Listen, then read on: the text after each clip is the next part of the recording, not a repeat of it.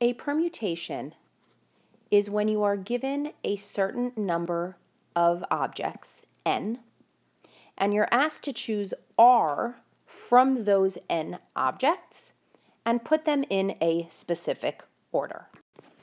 Now, obviously, r is always going to be smaller than or possibly equal to n. I couldn't ask you to choose 10 objects out of 8 if I only have 8 to begin with. It would always be the other way around. So you can always assume that your r, the number you're being asked to choose, is smaller than the choices that you have to choose from. And it's important to understand that you're being asked to put them in a specific order. So what that means is if you put them in the order A, B, and then C, that is going to be different than if you put them in the order C, B, and then A. Let's look at an example so that you can understand what we're talking about. Alice, Bob, Charlie, Debbie, Edward, and Frank are all in a club. In how many different ways can they choose a president and a vice president? So in this example, first we're going to talk about what our n is. How many people do we have to actually choose from? Well, if we count them up, we have 1, 2, 3, 4, 5, 6. And so in this example, our n is 6. We're going to choose from the 6 people that we have. Now, how many are we choosing? Well, we want to choose a president and a vice president, which means that in this example, R is 2. We are choosing 2 people, one to be a president, one to be a vice president, out of the 6 that we have.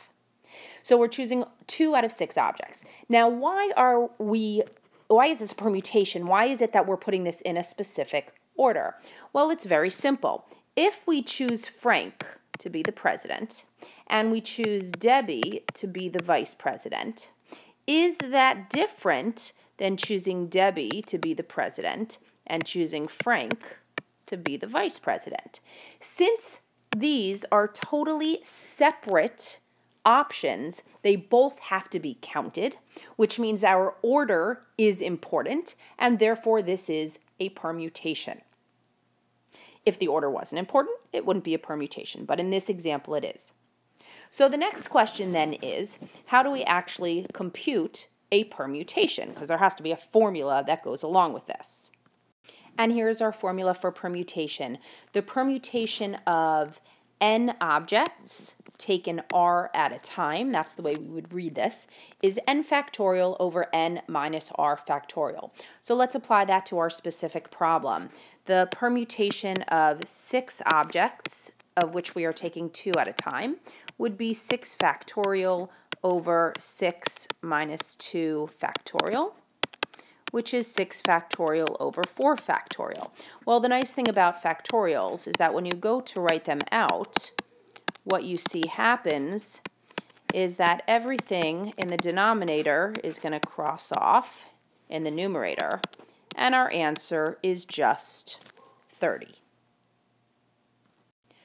So, to recap, for a permutation, we are choosing our objects out of the n objects that we have, and we are putting them in a specific order.